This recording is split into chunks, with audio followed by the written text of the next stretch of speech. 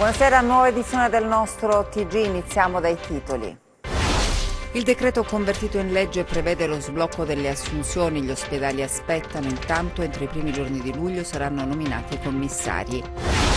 Sono attese 20.000 persone provenienti da tutta Italia per la manifestazione nazionale in programma domani a Reggio Calabria, presenti Furlan, Landini e Barbagallo. Comincia oggi un nostro viaggio nelle località turistiche della regione, parleremo della qualità delle acque e delle aspettative degli operatori turistici. Incidente sul lavoro in un cantiere nautico nell'area del porto di Gioia Tauro, muore un operaio di 42 anni, la vittima è stata colpita da un cavo, la procura di Palmi ha aperto un'inchiesta. 2 medici, di cui uno in pensione e l'altro in servizio all'ASP di Cosenza, si alternavano nella visita dei pazienti nel salotto di un'abitazione, denunciati dai NAS per abuso d'ufficio e interruzione di pubblico servizio. No allo sfratto del liceo scientifico di Vibo Valencia, genitori e studenti preoccupati per il futuro dell'istituto su cui grava un decreto di sgombero. Dopo le proteste il trasloco è stato rinviato per la prossima settimana, incontro in prefettura.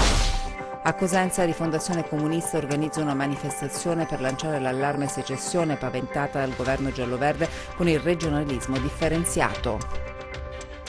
Ancora buonasera dalla redazione del TG10, dunque anche oggi in apertura di questa edizione del nostro giornale torniamo ad occuparci del decreto Calabria sulla sanità, il decreto che è stato convertito in legge e che prevede tra l'altro lo sblocco delle assunzioni. Gli ospedali aspettano, intanto entro i primi giorni di luglio saranno nominati i commissari. Il decreto Calabria convertito in legge continua a far discutere. Riuscirà davvero a rimettere in piedi la sanità della regione? Vedremo. Intanto ci sono alcuni passaggi non proprio chiari, ma quali sono i punti di forza e quelli di debolezza della legge? Lo abbiamo chiesto a Rubens Curia, che conosce bene il sistema sanitario calabrese. Qualche anno fa ha fatto parte dell'ufficio del commissario ed è stato anche commissario dell'ASP di Vibo. Credo che questa legge sia una mancata occasione per dare una risposta forte, esaustiva alla Regione Calabria. Qui si parla di un piano triennale straordinario di edilizia sanitaria e tecnologica, ma il piano non si dà al commissario Cotticelli un tempo per elaborare questo piano. Si parla sempre di vecchi fondi e gli unici fondi che in questo momento sono previsti sono 82 milioni di euro, che sono già vecchi fondi, per acquistare attrezzature tecnologiche. Non si punta sulla stazione unica appaltante che venne istituita nel 2007 per quanto riguarda le gare. Sarebbe stato un momento forte di crescita, sia informatizzandola che adeguandola con il personale. Mentre qui si svuota completamente la Calabria. Il decreto prevede poi lo sblocco delle assunzioni, gli ospedali aspettano, ma qualche dubbio c'è per quanto riguarda le regioni in piano di rientro. Da una parte è positivo che si possono fare queste benedette assunzioni, poi quando si parla delle regioni in piano di rientro dice si sopprime il blocco automatico del turnover per le regioni in piano di rientro. Però come la mettiamo con il verbale del 4 aprile del tavolo a Duce, che appunto afferma che bisogna incrementare sia l'IRPEF che l'IRAP della Regione Calabria e bloccare il turnover perché vi è un incremento del disavanzo economico nell'ambito del 2018. Io mi auguro che prevalga la normativa nazionale sul verbale del tavolo, quindi che prevalga la politica sulla tecnica. C'è un dato fondamentale su tutto, che la Calabria per quanto riguarda la sanità non c'è più. E leggendo il decreto si evince che il governo della regione è stato tagliato fuori dall'organizzazione della risposta sanitaria. Critico il giudizio del delegato alla sanità Pacenza. La conversione in legge del decreto lascia sul terreno, come dire, dei bisogni e delle necessità del sistema sanitario calabrese una serie di incompiute nel senso che non c'è una visione strategica, non c'è una visione che fa i conti con la realtà dei fatti. Nel merito ci si concentra solo ed unicamente su un'operazione di potere, si nega il fatto che dopo 10 anni di commissariamento, come dire, ricomincia il giro di giostra, espropriando la regione di residue funzioni. In 20.000 attesi domani a Reggio Calabria per la manifestazione nazionale di CGIL Cisleguil. Dopo 47 anni nella nostra regione, la mobilitazione con i segretari nazionali del sindacato, 250 i pullman che arriveranno in riva allo Stretto. Il messaggio per il governo è ripartire dalle emergenze del Sud. L'avvertenza dei call center, 4.000 lavoratori in ansia in Calabria, è solo l'ultima in ordine di tempo, il sit-in di ieri di cui abbiamo raccontato nei nostri TG. La regione arranca sul lavoro, diritto negato in un sud che è ancora questione meridionale, rebus mai risolto. Come in un gioco di scatole cinesi si creano bacini di precari che restano tali, pensiamo agli LSU-LP, ai disoccupati over 50, quelli che hanno perso il posto di lavoro e faticano a reinserirsi, ai giovani per lo più laureati costretti a partire. Nulla cambia in uno scenario gattopardiano in cui CGIL Cisleguil, in una ritrovata unità, scendono in campo portando a Reggio Calabria l'Italia che protesta. Domani in riva allo Stretto sono attese 20.000 persone e gli interventi dei 3 segretari confederali Barbagallo, Landini e Furlan. La mattina alle 5:30 più o meno partiranno da quasi tutti i comuni dell'entroterra, anche abbiamo oltre 250 pullman che per la Calabria raggiungeranno Reggio Calabria. Ripartiamo dal sud per unire il paese è lo slogan della Triplice che scommette dalla città dello Stretto sul proprio futuro. La storia ci consegna un'occasione importante per il sindacato confederale calabrese nazionale di rilancio rispetto anche a quello che è la sua missione, e tocca a noi non perdere questa occasione e a metterci a lavorare dal 22. Una manifestazione storica, lo ribadiscono CGIL Cisleguil, l'ultima di questa portata nella nostra regione risale al 1972. Questa manifestazione è la riprova di quanto CGIL Cisleguil nazionali sono attenti alle questioni del sud e della Calabria, e diciamolo una volta per tutte, perché siamo sempre poco generosi con noi stessi, che questa volta la Calabria, CGIL Cisleguil anche in Calabria, hanno fatto un buon lavoro con questa manifestazione, che sarà una manifestazione storica, che sarà utile ovviamente per la Calabria e i calabresi, e credo che su questo bisogna ringraziare ovviamente tutti i nostri lavoratori, i nostri giovani, i nostri pensionati che saranno presenti in massa, perché grazie a loro il sindacato calabrese è riuscito ad avere in questi anni una centralità e una attenzione al punto tale che dopo 47 anni si torna in Calabria. I treni per Reggio Calabria torneranno in Calabria grazie al movimento dei lavoratori. La città dello Stretto è pronta insieme a sindacati, regioni, associazioni per chiedere al governo più attenzione al sud. Comincia oggi un nostro viaggio nelle località turistiche della regione. Parleremo della qualità delle acque e delle aspettative degli operatori turistici. Oggi il nostro Gianluca Pasqua è andato a Paola. Il mare è davvero bellissimo qui a Paola. Abbiamo parlato lunedì dei problemi, ma quando c'è da esaltare invece le bellezze del mare calabrese lo facciamo con grande voglia, perché oggi è davvero uno spettacolo il mare a Paola.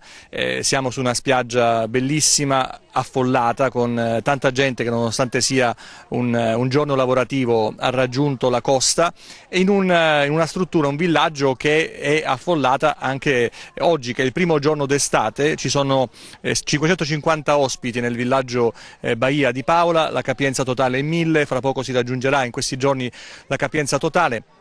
Gente proveniente da tutta Italia, in particolare dalla Campania, c'è qualche comitiva anche straniera, ma è una stagione che inizia molto bene. Lo chiediamo anche all'imprenditore turistico e tour operator Massimiliano Antonicelli. È una estate che inizia molto bene qui a Paola. Siamo contenti per come sta in questo momento procedendo le giornate turistiche, e anche il mare in questi giorni ci danno veramente grandi soddisfazioni, grazie all'attenzione che ha avuto, secondo il mio punto di vista, sia tutta la giunta comunale, ma anche le persone che si sono impegnate in questo periodo a migliorare praticamente sia i depuratori che anche altri problemi che c'erano stati negli anni passati.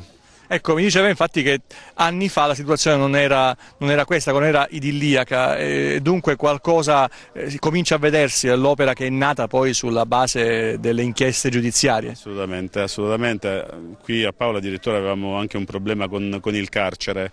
Il carcere purtroppo scaricava anche a mare, questa è stata una cosa veramente bruttissima onestamente. Poi grazie anche a Giordano che si è impegnato tantissimo negli anni passati, ha fatto sì che è stato impiantato praticamente un impianto per la depurazione.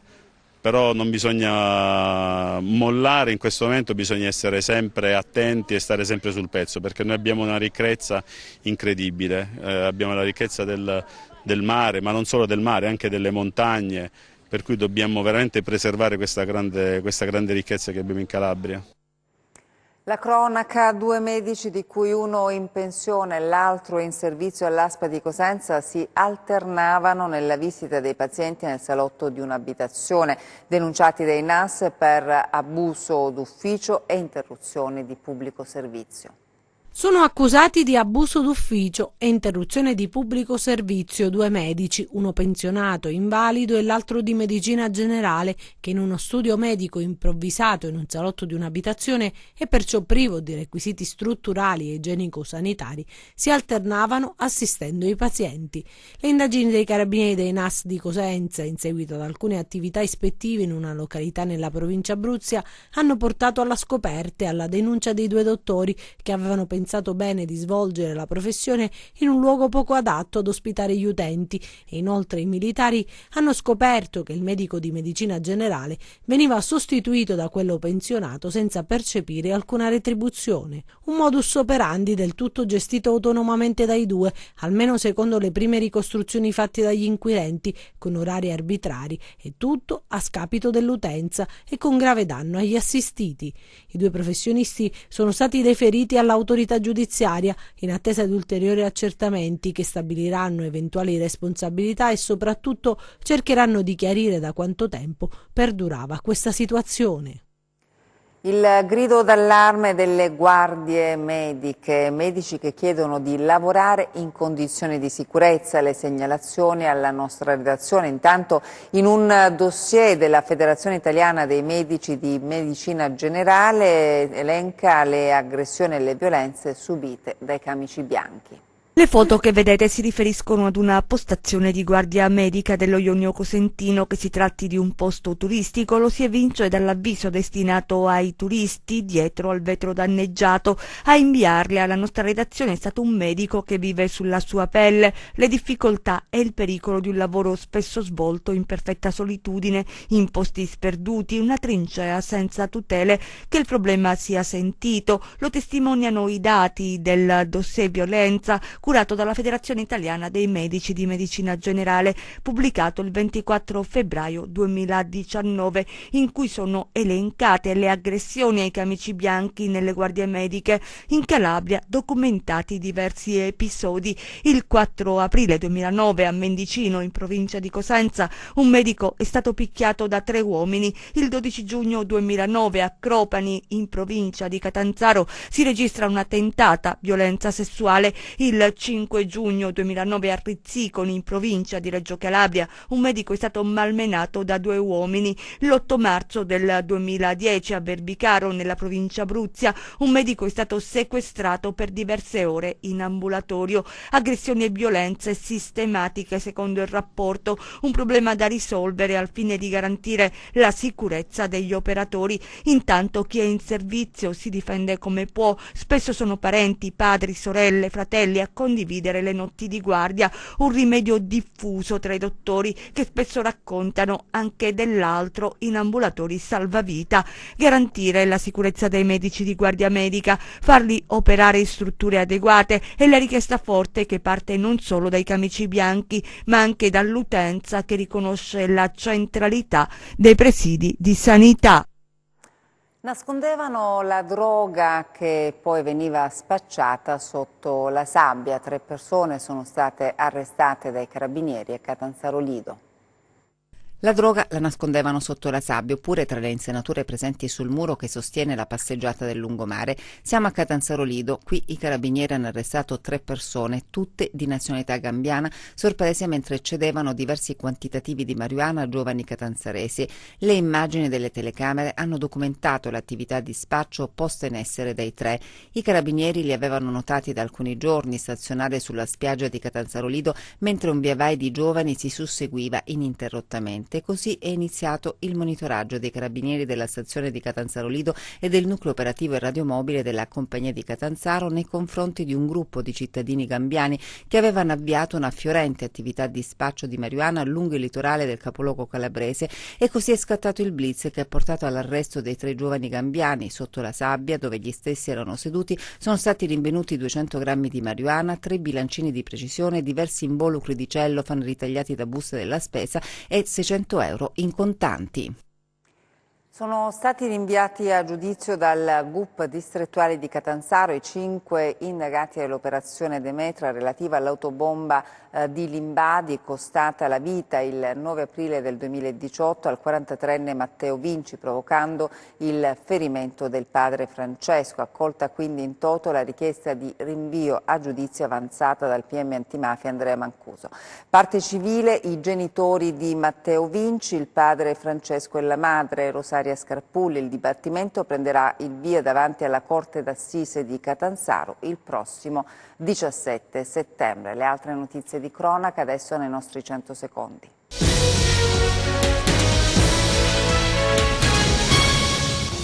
Incidente sul lavoro questa mattina in un cantiere nautico di Gioia Tauro. Un uomo ha perso la vita colpito da un cavo di una gru che si è spezzato improvvisamente. Agostino Filandro, 42 anni, genero del titolare dell'azienda, è morto sul colpo. Sul posto gli uomini della Capitaneria di Porto e la Guardia di Finanza. 5 persone tra medici e infermieri sono state iscritte nel registro degli indagati dalla Procura di Crotone nell'ambito dell'inchiesta avviata per il decesso del disabile di 61 anni trovato morto tra il letto sul quale era assicurato con fasce di contenzione e il pavimento nella clinica privata di Cotronei, dove era ricoverato. L'accusa è di omicidio colposo. I carabinieri forestali hanno sequestrato un'area demaniale marittima a Villa Piana nel Cosentino. Denunciati il proprietario del lido e il titolare della ditta esecutrice dei lavori per avere apportato senza le previste autorizzazioni innovazioni abusive in un'area sottoposta a vincolo paesaggistico. Sequestrati dalla Capitaneria di Porto di Crotone 2 tonnellate di prodotto ittico privo di documenti di tracciabilità che ne attestassero la provenienza, il carico intercettato a Torretta di Crucoli, il pescato individuato a seguito di una ispezione era a bordo di un furgone in transito sulla 106, multa di 1.500 euro per il conducente. No allo sfratto del liceo scientifico di Vibo Valentia, genitori e studenti preoccupati per il futuro dell'istituto su cui grava un decreto di sgombero. Laboratori all'avanguardia, palestra multidisciplinare, centinaia di nuovi studenti iscritti ogni anno a fronte degli attuali 1350, eppure gli unici numeri che oggi contano sono i 280.000 euro del canone annuale. Il liceo scientifico aperto di Vibo Valentia deve lasciare la sua sede ufficiale a Palazzo Soriano entro il 30 giugno, data in cui diventerà esecutivo lo sfratto. Il trasloco sarebbe dovuto cominciare proprio oggi, ma studenti e genitori, docenti e personale ATA si sono opposti, impedendo alla ditta di traslochi ad avvicinarsi all'edificio. Secondo me c'è un vuoto di responsabilità, perché tutti hanno ragione, ma la vera ragione ce l'hanno 1300 studenti e le famiglie che stanno alle loro spalle. Si può risolvere. Intanto stamattina lancio un messaggio di soprassedere, ecco, di non entrare nel nostro istituto e smantellarlo, di tenere conto di questa manifestazione di protesta, sedersi di nuovo a un tavolo di concertazione insieme alla presa, insieme ai dirigenti, insieme ai soggetti interessati e rivedere un po' la situazione, ma anche proponendo un piano B, ma che sia un piano B serio di unità di tutto il liceo scientifico. Al fianco di studenti, docenti e genitori anche il sindaco di Vibo Valentia Maria Limardo, che accompagnato dal vice sindaco Primerano si è presentato sul luogo della protesta condividendo la preoccupazione che un istituto di questo livello possa essere smembrato per la mancanza di un adeguato immobile che possa ospitare. Noi siamo assolutamente disponibili e a fianco di una istituzione che negli anni è diventato un vero e proprio punto di riferimento, anzi direi una eccellenza per il territorio vibonese. E non possiamo assolutamente farne a meno. Qui è in ballo non lo spostamento di qualche ragazzo da un istituto all'altro, ma è in ballo il diritto allo studio, il diritto alla scuola, è in ballo il sapere, è in ballo una delle istituzioni, direi, più importanti a livello scolastico della città di Vibo Valentia. E quindi sopraggiunto il presidente della provincia, che ha voluto chiarire la posizione dell'ente. Il primo risultato è la convocazione delle parti in prefettura per martedì prossimo e la momentanea sospensione del trasloco. Dunque dopo la protesta c'è lo stop temporaneo al trasloco, quindi c'è attesa per l'incontro, come sentiamo dal servizio, convocato per la prossima settimana in prefettura. Ci spostiamo adesso a Cosenza, dove Rifondazione Comunista organizza una manifestazione per lanciare l'allarme secessione paventata dal governo giallo-verde con il regionalismo differenziato.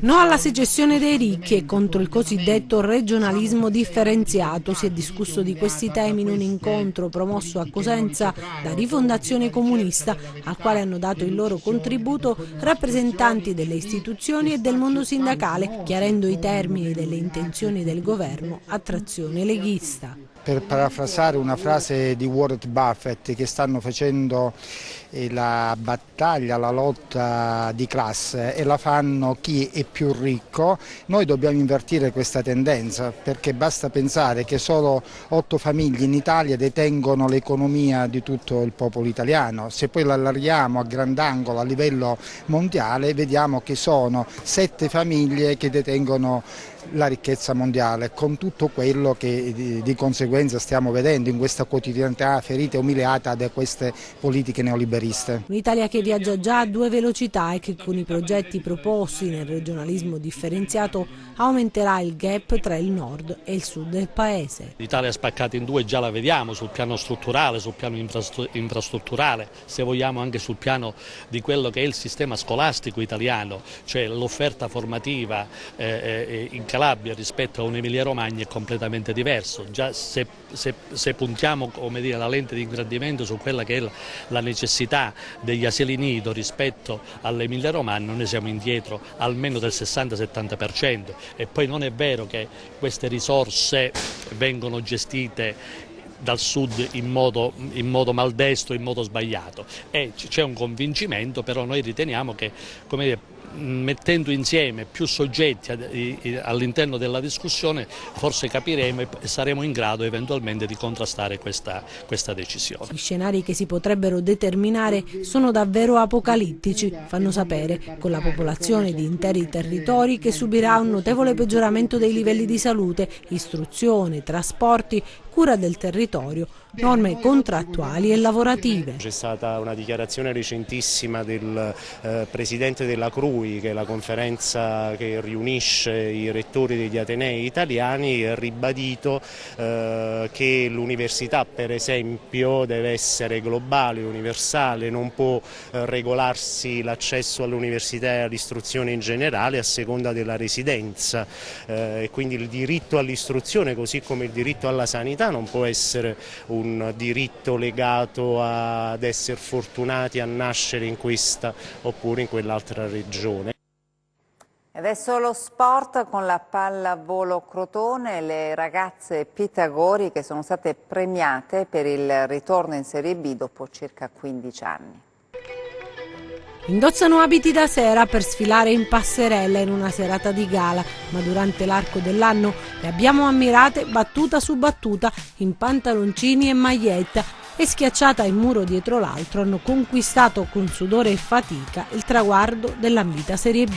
e la pallavolo Crotone, che è stata festeggiata dal pubblico pitagorico dopo la promozione conquistata sul campo, una festa dello sport di un'intera provincia che ha voluto dare il giusto tributo al sestetto crotonese, chiamato a confermarsi nel prossimo torneo. Questa Serie B che determinerà un ulteriore impegno sempre più gravoso da parte di tutta la dirigenza, da parte di tutti gli amici che ci sostengono, gli amici sponsor che ci hanno permesso questa grande cavalcata, quindi con l'impegno di tutti quanti, ma soprattutto della città, dei tifosi e dei nuovi imprenditori, potremo programmare per il prossimo anno un campionato tranquillo per cercare di restare e confermare la Serie B.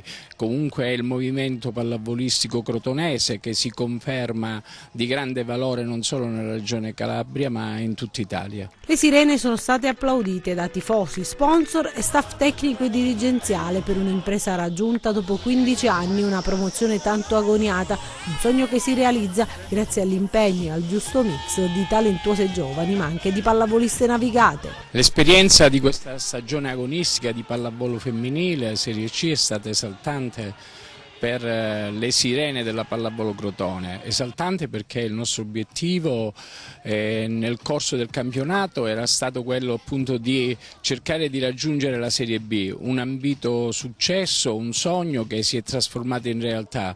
La pallavolo Crotone, Gerardo Sacco, è riuscita quest'anno a mettere in campo con tutta la parsimonia, tutta la programmazione, tutta l'organizzazione e il grande valore tecnico delle atlete quello che era il nostro obiettivo, la Serie B.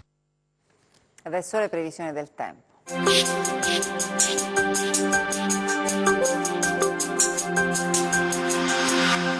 Ben ritrovati da Meteo in Calabria. In arrivo una nuova fiammata africana causata dalla presenza sul Mediterraneo centrale di un promontorio anticiclonico di matrice subtropicale che, sebbene di breve durata e non di forte intensità, causerà comunque un aumento delle temperature sulla Calabria, in particolare nella giornata di sabato. Domani cielo generalmente sereno o poco nuvoloso, nel corso della giornata aumento della nuvolosità sulle aree montuose con veloci acquazzoni sulla Sila, temperatura in ulteriore rialzo. Domani mari calmi o poco mossi con venti deboli di direzione meridionale. Per essere sempre aggiornati sull'evoluzione delle condizioni meteo vi rimando, oltre al nostro sito www.meteoincalabria.com, anche alla nostra pagina Facebook Meteo in Calabria. Ed è tutto, grazie per l'attenzione e buona serata.